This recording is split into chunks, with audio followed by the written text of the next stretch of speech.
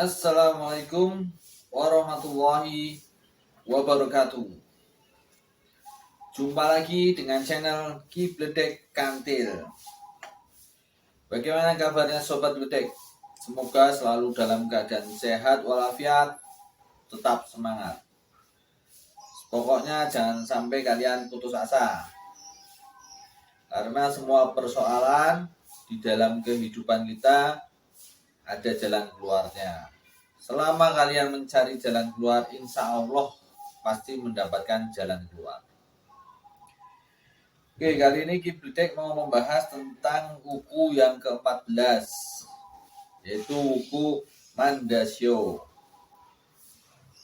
Tapi sebelum pembahasan, seperti biasa, yang belum subscribe, alangkah baiknya di subscribe dulu, dibunyikan tombol loncengnya, di like, di komen, di share ke teman-teman kalian, biar teman-teman kalian tahu tentang channel Kibledek Kantil.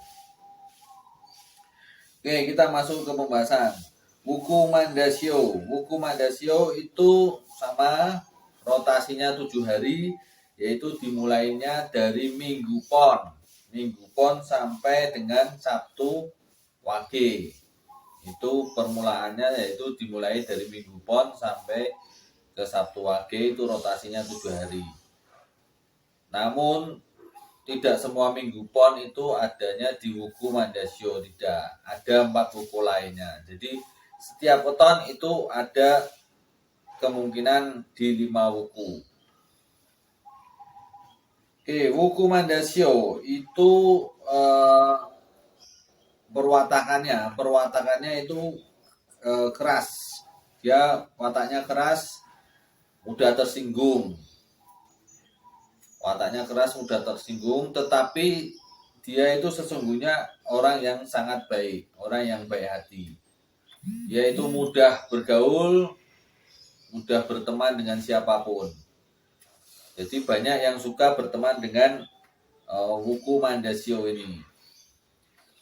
Rezekinya dari wuku Mandasio juga tergolong bagus, tergolong baik ya, banyak rezeki dia.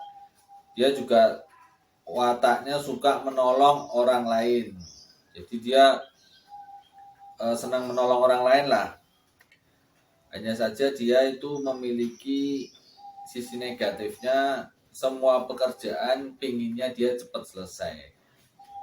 Ya sebenarnya ini bisa dibilang sisi negatif, bisa positif juga bisa. Bagus juga kalau pekerjaan cepat selesai. Namun kan ada pekerjaan yang harus membutuhkan ketelitian dan sebagainya, yang harus ada prosesnya. Namun untuk wuku Mandasio ini pinginnya semua pekerjaan cepat selesai. Wuku Mandasio ini memang agak sifatnya agak berbeda dengan wuku yang ke-13 yang pernah Kibledek bahas, yaitu wuku Langkir ya. Karena sifatnya bertolak belakang. Kalau wuku Langkir itu senangnya menyakiti diri sendiri, dia juga senang berbuat jahat kepada orang lain.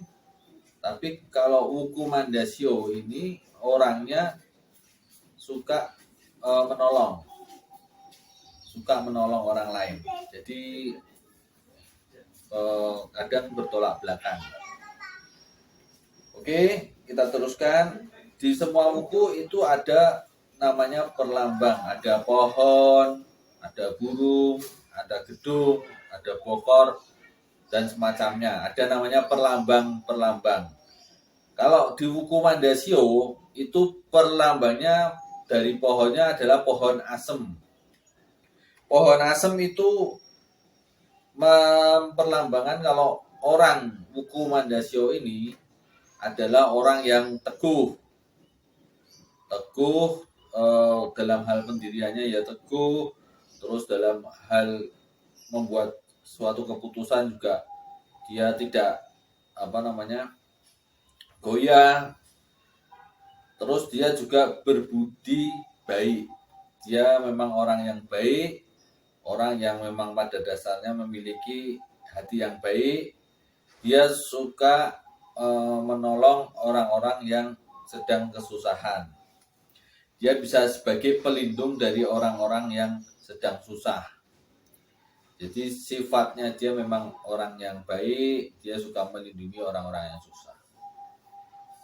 Oke, terus untuk burung. Burungnya itu pelatuk bawang. Burung pelatuk bawang itu menandakan dia orangnya suka bekerja. Dia sebagai pekerja keras, suka bekerja.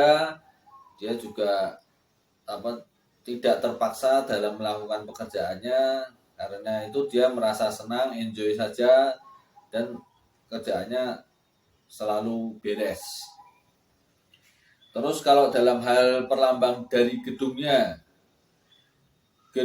dari Wuku Mandasio ini adalah gedungnya tertutup di depan. Gedung tertutup di depan itu bisa mengartikan kalau dia itu orangnya sangat hemat dan rezekinya banyak. Dia sangat hemat, rezekinya banyak, dan tidak suka memamerkan kekayaannya.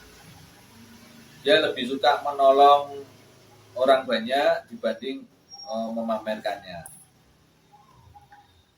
Jadi kesimpulan dari Wuku Mandasio ini, kesimpulannya adalah dia orang yang memiliki hati yang baik, meskipun kadang dia itu mudah tersinggung. Namun dia sebetulnya memiliki hati yang baik, suka menolong orang, bisa sebagai pelindung bagi orang-orang yang sedang susah, rezekinya lancar, dan tidak suka pamer.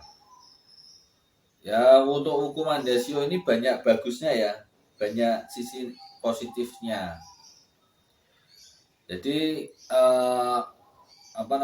orang-orang Mandasio ini itu wetonnya yang tadi dari Minggu Pon sampai ke Sabtu Wage. Cuman kan kalau wuku itu perhitungannya ada tanggal, bulan, tahun. Jadi tidak semua Minggu Pon sampai Sabtu Wage itu di Wuku Mandasio. Cuman nanti perhitungan untuk mencari kesimpulannya sebetulnya bisa dihitung dari wuku dan weton, nanti diambil kesimpulan dari semuanya itulah gabungan dari weton dan wuku. Jadi nanti bisa diambil kesimpulan watak sebenarnya gimana. Kadang ada wuku seperti wuku yang seperti wuku itulah yang memiliki sisi negatif banyak, namun wetonnya ternyata bagus, itu nanti bisa diprediksi arahannya kemana. Tapi kalau ternyata wukunya tidak bagus, ya bisa dilakukan ruwatan atau pelepasan. Namun kalau Wuku Mandasio ini sudah termasuk bagus ya, jadi tidak perlu dilakukan ruwatan. Tapi nanti kalau wetonnya itu energi negatifnya, posisi negatifnya lebih besar, nanti dilihat apakah sama Wuku Mandasionya bagaimana. Kalau ternyata mau lebih bagus, ya wetonnya waktu weton itu diruat. Ruat itu namanya pelepasan ya, atau melepaskan dari hal-hal yang negatif, dari hal-hal yang dianggap tidak bagus, tidak baik. Oke, para leluhur kita ini membuat perhitungan-perhitungan semacam ini itu pada dasarnya sebagai alat kita untuk memprediksi atau mengenali diri kita, watak kita. Terus setelah kita tahu tentang watak kita dan prediksinya, kita bisa mengantisipasi. Juga bisa sebagai bahan introspeksi. Jadi diharapkan kita itu bisa menjadi versi manusia yang terbaik, versi manusia yang terbagus lah. Bukan yang terjelek, tapi yang terbagus. Itu gunanya untuk mengetahui. Namun kalau kita tidak mengetahui, kita tidak ngerti apa-apa, kita asal jalan, ya bisa bagus, bisa jelek. Namun kalau kita sudah mengetahui ternyata jalan di depan jelek, kita bisa mengantisipasi bagaimana agar selamat, bagaimana agar sampai tujuan dengan selamat. Yaitu gunanya untuk mempelajari ilmu-ilmu titen dari para leluhur kita.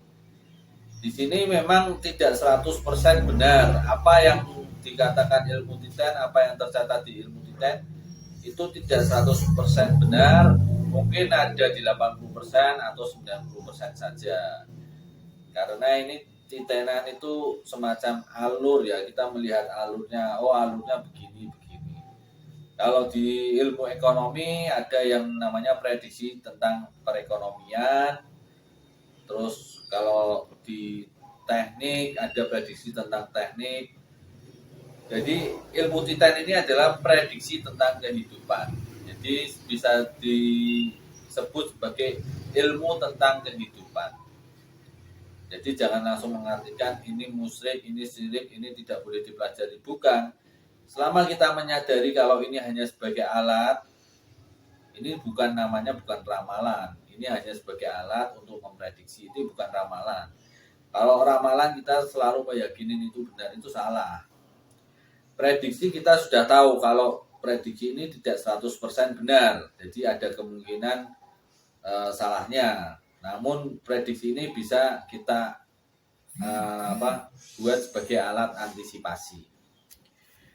Oke gitu Sobat Gudeg, semoga kita bisa mengambil hikmah, mengambil pelajaran dari ilmu-ilmu titen para leluhur kita, bisa menjadi versi manusia terbaik. Itulah keinginan para leluhur kita, kalau anak cucunya agar bisa menjadi orang-orang yang terbaik. Wassalamualaikum warahmatullahi wabarakatuh. Semoga selalu sehat walafiat, tetap semangat, jangan sampai putus asa. Salam Gudeg Kantil.